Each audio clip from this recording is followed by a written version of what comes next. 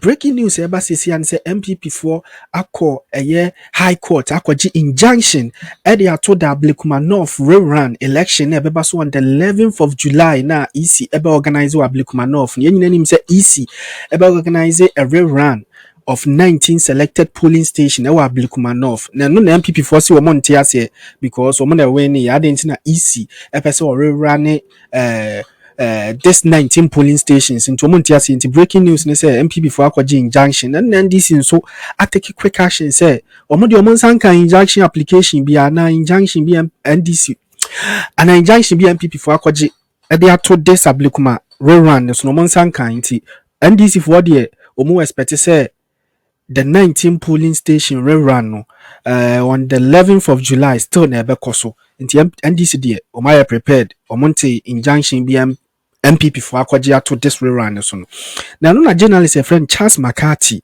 editor in chief of the Hawk newspaper I reacted to this Ablekuma North brouhaha na ekoso no with NPP injunction with MPP and TRC NDC so see ebe mumi enkotie nsema Charles McCarthy editudwa mumi enkotie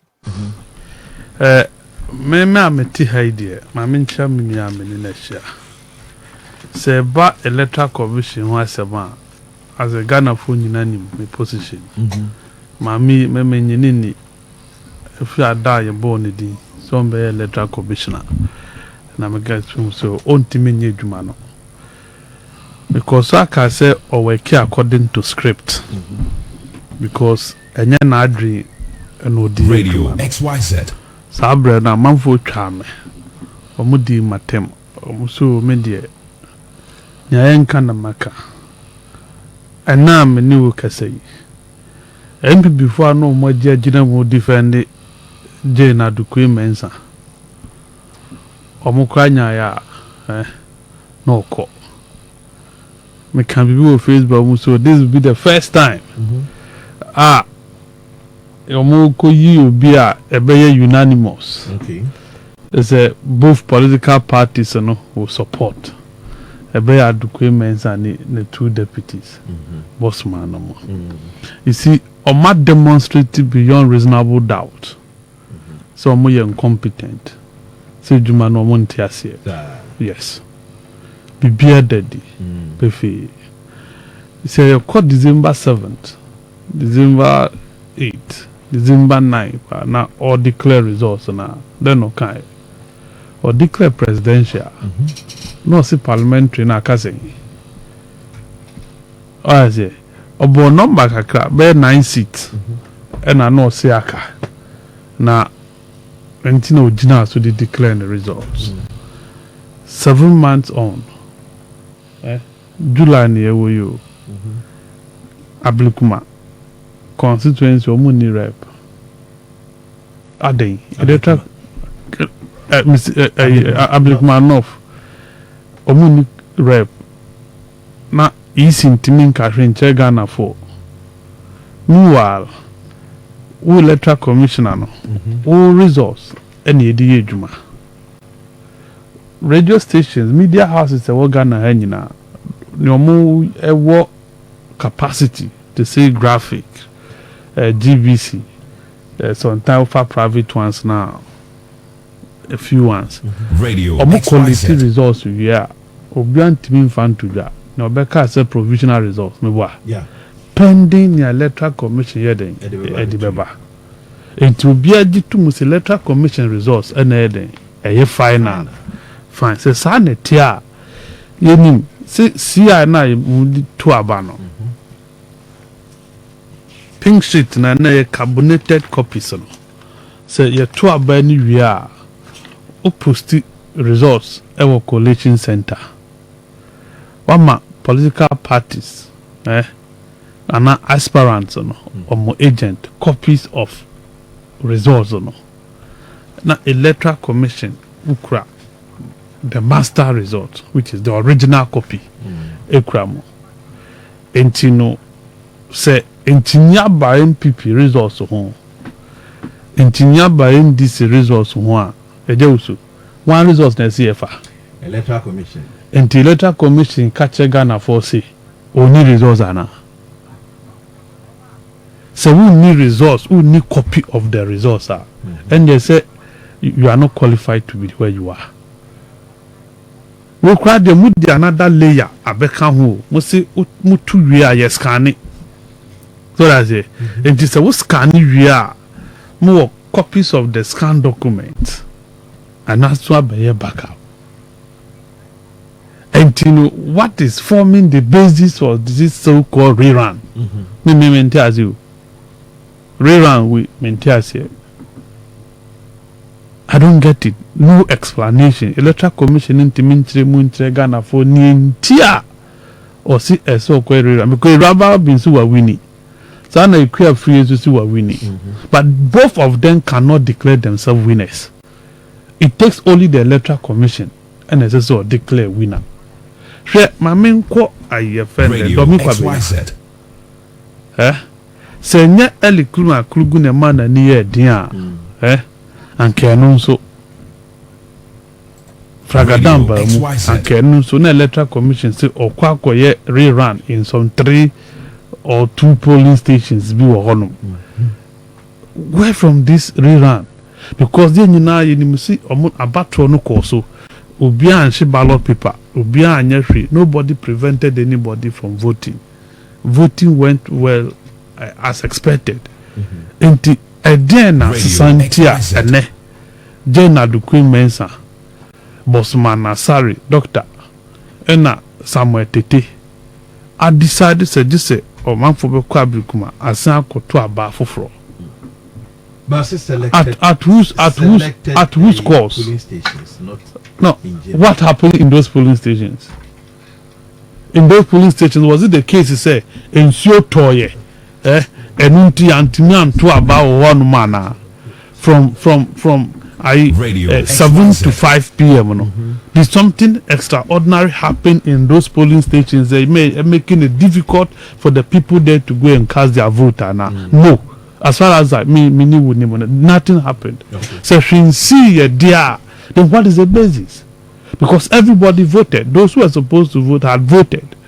Obibiane saw Twaba in that constituency on that 7th day of December 2024 voted. So Twaba Ajosu a den dinaso and a jena du Queen Mensa. Edin the commissioners, I want to more catcher Ghana for you now. No, I see a sample to about Ablekuma off. Madam in Tiasia. No, Metias and Betiasia. But for me, I don't. A man for a canna U10, and this is not the first time Electoral Commission were U10. Ye did at the Queen as on by a commissioner. Or by your best supervisor, be done or catcher Ghana for so we have a robust register. 2019. And no sign note or ye U10 and no shall says you see a register and no castigate a ridicule Charlotte say administration. So no mudie or system no crowd any power crap password no or nigana ha cables in Sembebri 6 months to election near see Eco Street and permittisi anka a system register.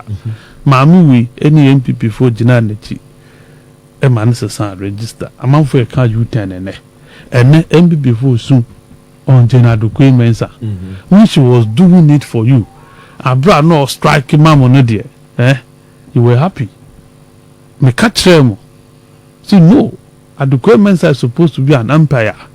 There's a so ye referee, dear. Young interest obey referee or canoe cray.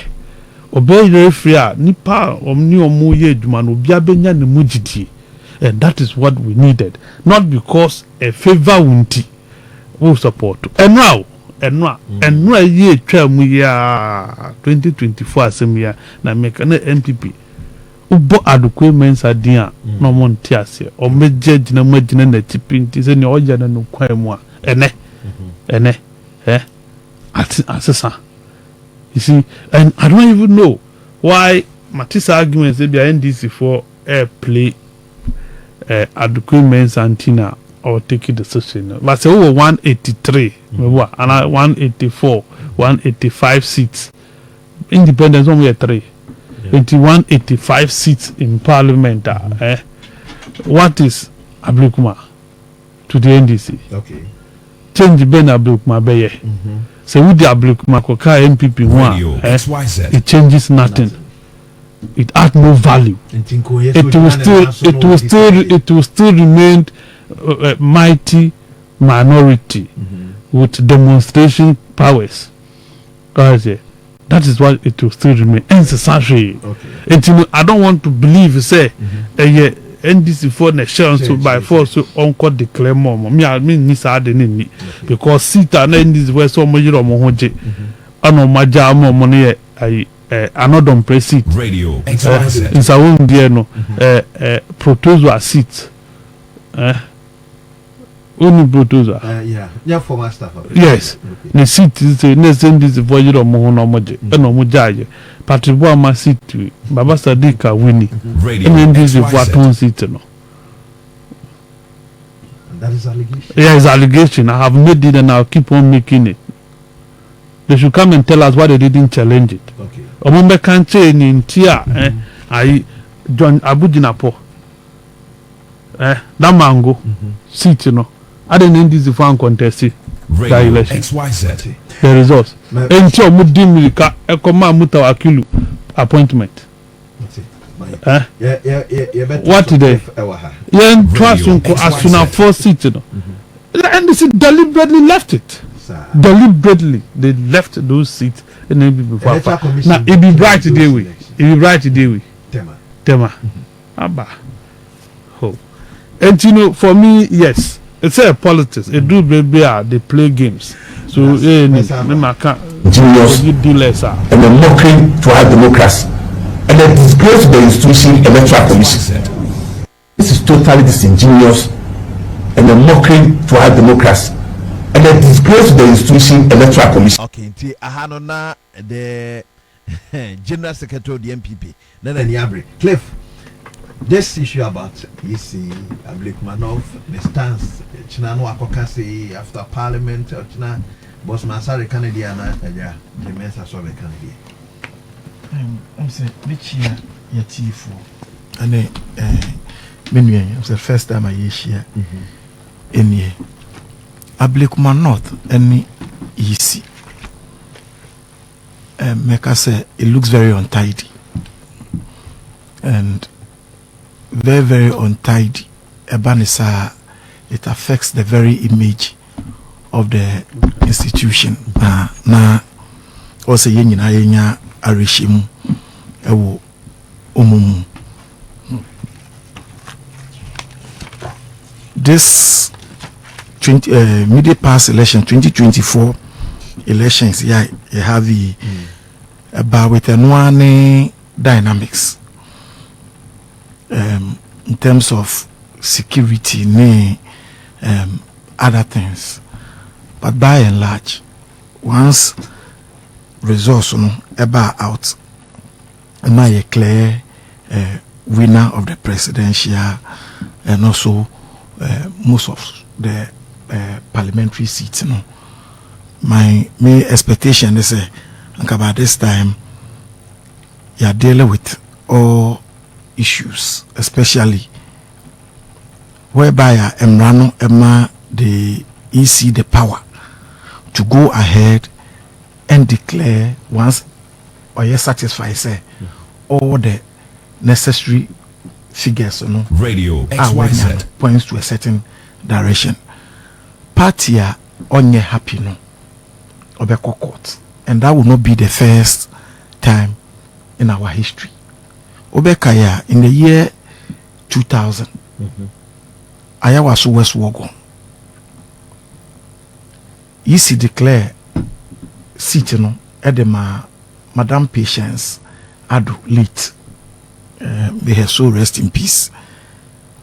Against Isaac Amu, who had won believed he had won. EC declared he had no option than to go to court. Interestingly, Parliament swear Madam Patience. Is it Rose Kwame? No. Patience. Ado in as the member of Parliament for Iowa West Woko. Almost at the tail end of Sa Parliament, and a court pronounces indeed Isaac Amu was the validly elected parliamentary a member of parliament for the area. But at that time no na easy pronouncement no aye adwuma parliament no I lapse ne tenor no Radio I lapse nti be part of our parliamentary history. Say the EC got it wrong, but the remedy was in the court, and no lead to a number of reforms. Na kakra say with the powers vested in the EC in terms of who declares elections, this particular EC will dilly-dally with some of the constituencies, and then the issue of needing security presence to be able to declare. I think the man can say a very untidy with this Ablekuma issue, because a certain narrative has been pushed into the public domain over the say. We have all the results. We are left with some 3 polling stations. They can't want a bit me declare. All we needed was security. And if all of a sudden you honor a press release, say the EC has taken a decision to rerun 19 polling stations in the constituency to be able to determine who is the validly elected member of parliament for the area now, then it creates a lot of problems. It creates credibility issues. And Radio the very moment XYZ. a man for best start Radio raising XYZ. such credibility issues, and the confidence people have in the institution, about from me break kasano, so see ni pise, no amount of explanation or the beba a better assumption. And indeed, that is it. I thought there be even in court, we can't draw. Now we stay consistent on one line. Say, you be say we, baby, ujina na ujina baby say we. Meanwhile, who munu ni say, asama who can, and you no cry. Emrano has a way of admitting say, ni awokano, no cry, because consistency, one of the way to verify what is true. Because if GD say, yes, we can't draw back one. We can't throw the conversa, and the more we can't throw, more na we give you loopholes a bit to me are penetrating. See, we will be a master craftsman. Ejina how no can't throw, or no enemy says about can't throw, but who be some no, you're very consistent with the responses. When you cry, you have no option than to believe, because say, yeah, they are good to try. See, for the EC to all of a sudden make one pronouncement and come back with another pronouncement, cast it out on that. And more worrying, me say, in such a decision, the key stakeholders, Matisse NPP say they were not consulted. The NDC has not made any definite pronouncement on whether they were consulted or not. But even if Radio the NDC XYZ. was consulted, the expectation that if you want to take such a decision, all the major stakeholders in there should have been brought together for a certain consensus to be reached. And no, say Banesanwa, like me breaking, no explanation. And no crano stakeholders no be wow, Emma, wo explanation would be too gano. People like him, no, on into Mokrana, or be relaxed. But a situation where one of the key stakeholders out, they know, does not look good for me from where I sit. Sincerely, in terms of your Radio XYZ. electoral history, and especially from 1992 through 93, Afarijan taking over as a substantive electoral chairman of the commission to date. Yenya untumi say ibenya electoral commission 100%. Yeah. I clearly remember even Afarijan, after years of experience, the last election or conducted answer will be free or retirement was quite bizarre.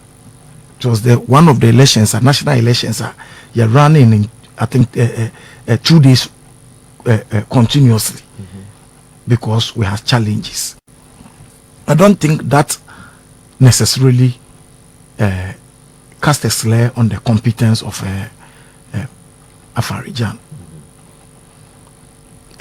Yamami Charlotte say in 2016, such a critical elections. By the time now press conference upon press conferences Radio indicating say the system of the EC had been hacked. But when I say the EC need say Bema Asumdwe. No, you see, the Bema Asumdwe about. I don't think so. Ena okay, no. 276 as we speak now constituencies. Invariably, you declare Mina aka 1. Say, ena mekaya no. Emrano ma ho kwan say once wagada wo figures no. Na I chere say osimesi na awini ana obintin na awini no. Emrano ma ho kwan. Who go ahead and what declare party on TRC goes to court, and the reason why each stakeholder is given a carbon copy, no, A4 masu 20, where there is misunderstanding. Okay, ye blueprinter, carbon copy, so no, ye tabulation. No. This is the figure figure is declare no. Different from us. Oko court. The court will compel the EC to bring the original. Yeah. So EC no because say in the course of disturbances in the original now. Then the question will be say original no ni ho. There so na wugina ya wo declare results no. And none of my home say any of the parties best supply the carbon copies as verified. Now say carbon copy no say verified is it admissible in court. Court will bear all those determination. Say issue I say court issue no court and a court can say yes, if we don't think the EC declared the results on proper grounds in there is no way I mean you are casting doubt about the competence. Cleared out. So I did to more once court on say per near Momanyano. Yanko na yanko to abanho for no. That would have been it. But to say this today and then tomorrow to change your mouth, no, does not augur well for our democracy. Especially forces be free, baby. Said the NPP for labor. Forces. You see, as for your friend is saying political parties, depending on which side Ojinano, they push a certain narrative. And when it comes to praising and condemning at any period in our history, all the political parties are guilty of it. For me, the most important thing is how we build stronger institutions